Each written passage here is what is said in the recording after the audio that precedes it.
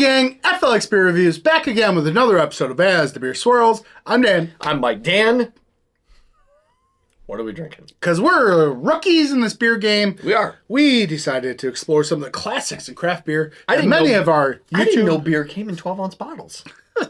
Many of our YouTube brethren have already explored this opportunity years ago. Nerd Sense? Thomas from the Beer Patrol.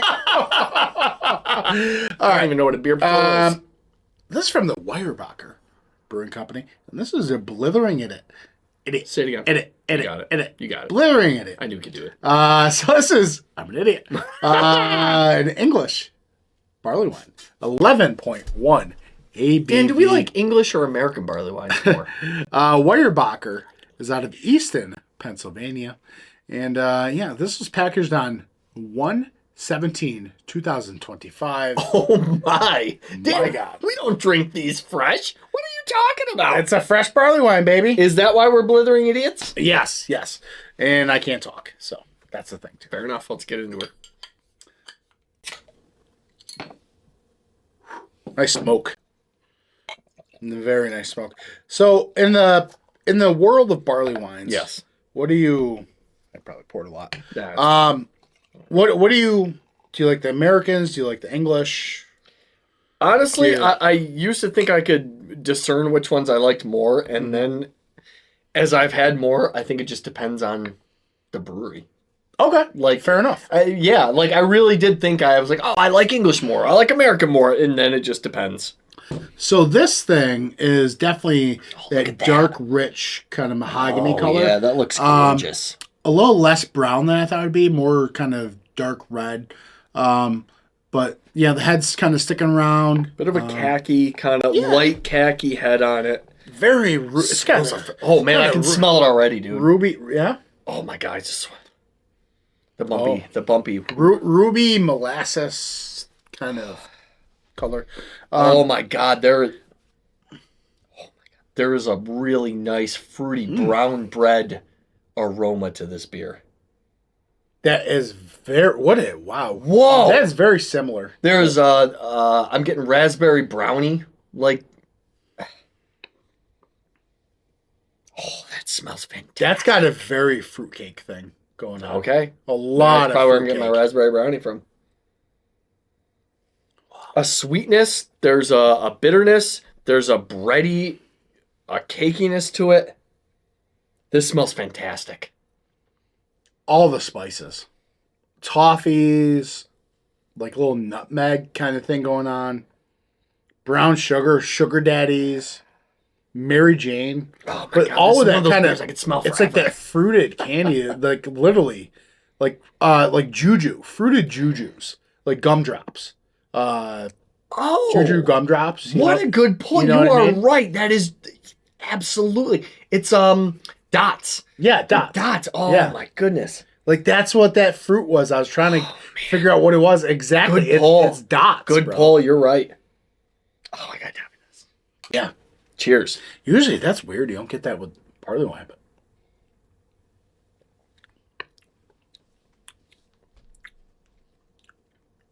Oh my. this is cellar temp, by the way. Pulled it straight out of the cellar. I had bought it and just put it down there. That's until my we cellar, were he means. reviewing it. Yeah. I let him pull it up. Ooh.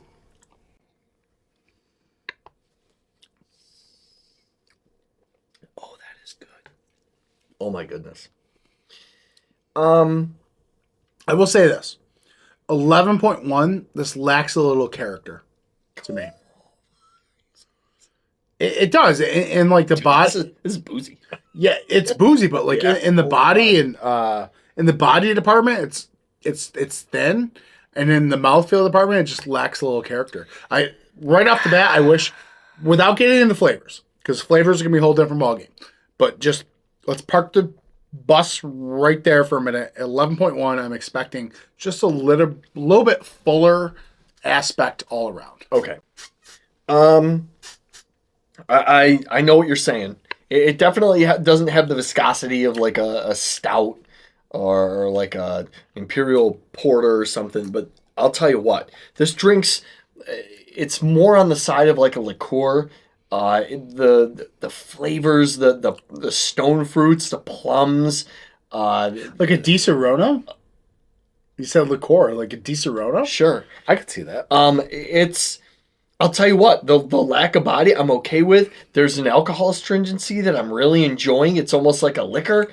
Man, this is a sipper, and it's very good. There's a touch metallic thing going on for me. No, there's not. But there is a touch banana bread that is coming out, and that's very pleasant. Get metallic, are you really? You got some leftover Fosters in your mouth there? Yeah, it's Fosters. I know. There is this very spicy. Oh, I can see. Yeah, like a real nice like all those like shelf spices, like your nutmegs and others. Like, it's a very spicy version of the gingerbread man from Toy Story. Yeah. It's a weird beer. It is. It's like dots on the nose. Like it's like English barley wine. You kind of know what to expect. But no, not anymore. Is this a bit more hybridy? Like with a little American barley wine? Like, because it is kind of hoppy. I think you may be right. It is kind of hoppy. Yeah. It is a very interesting beer. This is a very how interesting with it. I only bought a single. I should have bought two. Yeah. One to age. Yeah, where'd you get the set? Beers of the World in Henrietta. So, wow, I can't believe you even saw it with all the dust all over. No. No. Are you kidding me? It's super fresh. You're right. This is yeah, but as soon as the beer goes into Beers of the World, they like dust all over it. Do you think of a bag of dust? Oh yeah, absolutely. They just go around and add it to bottles. Welcome to Antiquities. Warhorse Coffee and the Antiquities. No, this is really good. It's okay. I think you're enjoying it far much more than me.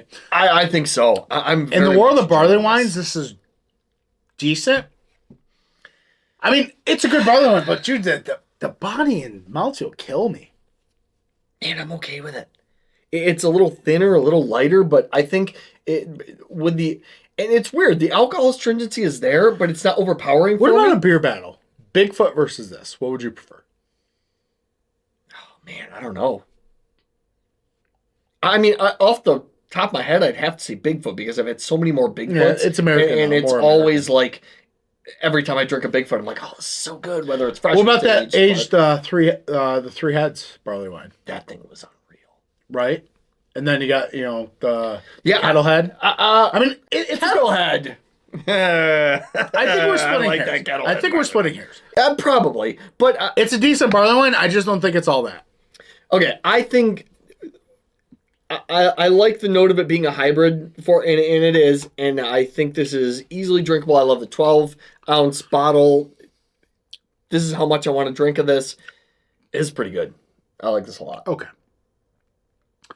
Joe reviewed this. I don't give a shit what Joe said. In November. Who cares? Okay. It wasn't even out there. All right. Yes, it was. No. It was the other variant. It was old. Beer Patrol. That's who we were referring to. Yeah. Watch that channel if you've got nothing else to do. Like, are you incarcerated in an iron lung? Like, you can't change the channel? I like the label. It's kind of cool.